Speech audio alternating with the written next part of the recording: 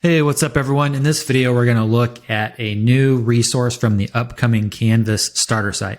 And this is the 404 page, and there are light and dark modes for this template. So let's go ahead and dive in. We're going to look at the build notes for any special features that I may have added to these templates and or guides, there happens to be both for this. So from the MyListing Club website, that's mylisting.club, right here at the towards the top of the homepage, we're going to click on this MyListing Starter Sites card. Then going to click on the Explore button to drop us down to the Starter Sites, and we're going to click into this Canvas card. And then we're going to scroll down to the Build Notes and expand 404 page. Okay, so 404 page. This page is displayed when a visited page no longer exists. So users on your site, they visit a page that used to be there, or maybe it never was there. Like maybe they fat finger their keyboard and type in some weird address. This is the page that, kind of gives them a message, helps them out, helps them get back to where they were going or get to where they're going. So that's what we're talking about here. The default MyListing 404 page is not customizable unless you are talented with CSS, and even then, you're extremely limited in what you can do regarding design and functionality. For the reasons above, I created a custom 404 page using Elementor Pro. As part of this, there is a back button, which is unique to this starter site. It's very common to see a back to home button on 404 pages, and I've used them myself. For this site, I configured the button to take the user back to the previous page they were on before they hit the 404 page. If you want to learn how I did it, or you're a customer of the starter site who would like to remove this feature, please see the how to add a button to a back button to your MyListing website with Elementor guide. Okay, and then I've got two links there to both of these Canvas 404 page templates that you're going to see live here right now. All right, so let's go ahead and close this down. So here we are on the homepage for the Canvas starter site. It's not finished yet. Don't judge me. I haven't even started working on the homepage. But yeah, so let's just pretend that we're browsing around the site.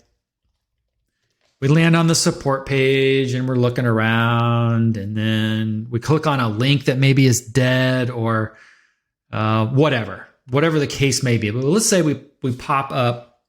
Let's say we fat finger, we try to manually guess a URL because we think we know it, just hypothetically here. Garbly goop. That's going to take us to this 404 page. And this is the light mode version, obviously. And what's unique about this is in the past, I've seen this like I said, I've seen this on a million websites. I've done it myself on the other starter sites and other sites I've built, where it's just, let's go back. And then you click on the button and it takes you back to the home page. But I was thinking more about it, and I'm like, that could be kind of frustrating if you were somewhere hot and heavy reading maybe like a support page or something like that, and or whatever the case may be, and you just want to get back to where you were. Maybe your cat or your puppy or something ran across your keyboard and made you go to a different page, and you just want to go back. Okay, so that's what the idea was here. Okay, so we just click this Let's Go Back button, and we see how it drops us back into the support page, so where we were. Okay, pretty cool stuff. All right, so let's look at how this is built and what goes into it. So for this, we go into our templates, and we can do a search for 404. And here we go. Let's go ahead and check out the light mode version.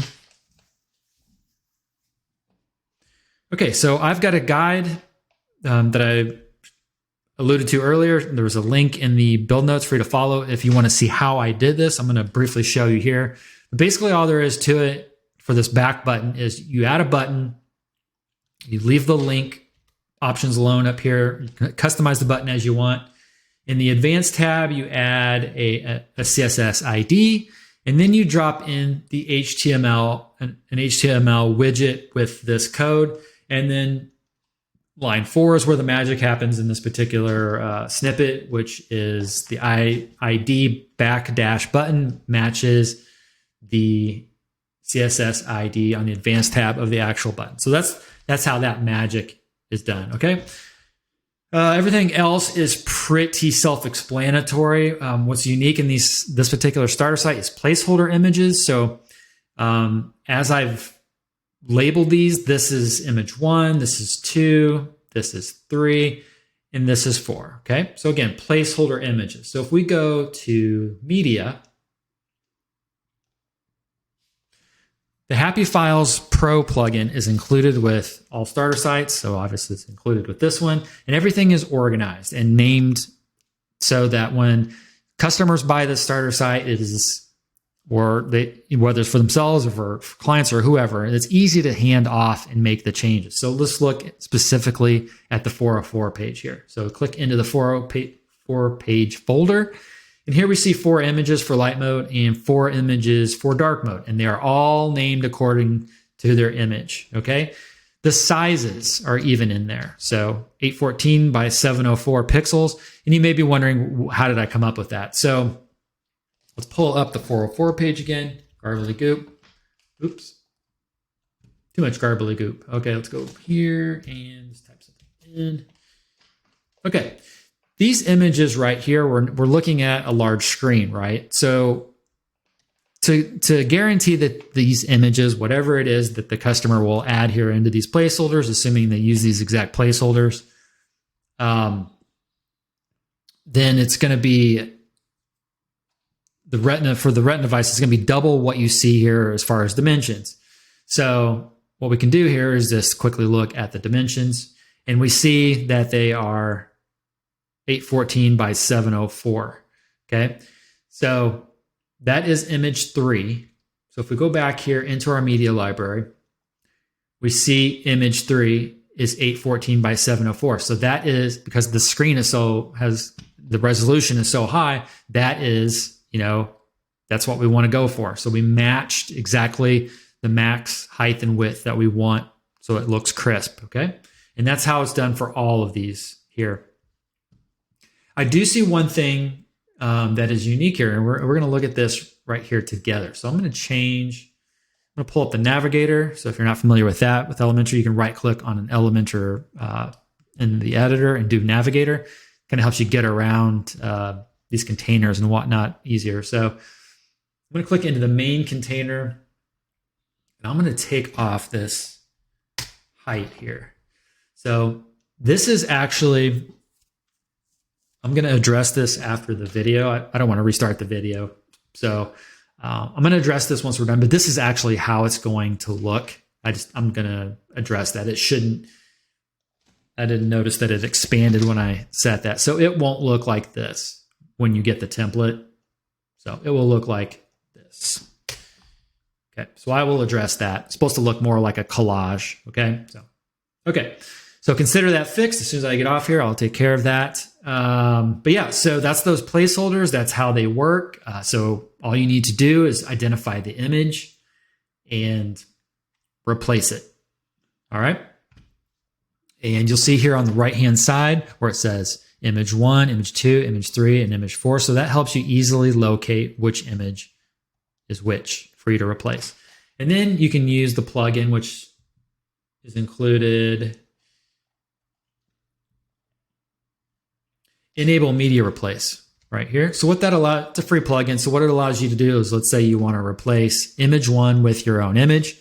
You just get those dimensions that I'm showing you to use, the optimal images, and you just click this replace media button and you upload your image with those same dimensions, and it will go out and automatically replace the image. So you don't have to go to the template and replace these manually. Okay, really cool stuff. Okay, what else can I show you? Let's look at the dark mode. Not a whole lot, it's just dark backgrounds and different color text. I mean, it's pretty much all we're going to be looking at. Everything else is the same. So again, I will fix this when we get off here. That should not be laid out like that. Yeah, but there you go. That's the dark mode. I guess I could show you too. Let me show you mobile.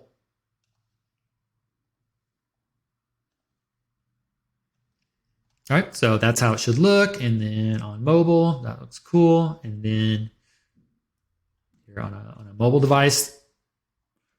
What you could do too is you could, and I may do this actually when I get off here, is another thing too, is hide these bottom 2 images. You don't have to, but they're not really shown. You don't really need people scrolling down that far just to see those images. So I'll think about that. Either way, I mean, it's easy to add back. It'll just be like using Elementor's responsive mode to hide those, which won't actually get rid of them. It'll just not show them on mobile. If you're not familiar with that, I'll quickly show you that. So the advanced tab of any widget, go to the responsive area and choose to hide on whatever you want to hide it on, mobile, desktop, tablet, whatever. Okay. So anyway, I'll think about that when I get off here. But the main thing as far as what I'm going to change is make sure this collage looks correct. All right, guys, that's it. 404 pages aren't super sexy, but they are important. And real quick, I just thought of something else. I'm going to show you what you get if you don't use this. So I'm just going to set both of these to draft mode. I'll just set that one to draft mode. Okay, so I'm going to show you what you get. Here's the before. This is what you get with MyListing out of the box. So, like I said, unless you're really good with exceptional with CSS, you're going to have to go in here. You'd have a lot of work ahead of you to try to make this look better. And then the back to the homepage button, that's the only option you get is back to the homepage. So, what you get with the starter site and then what you get with MyListing, world's difference. All right, guys, hope all's well, and I will catch you on the next video.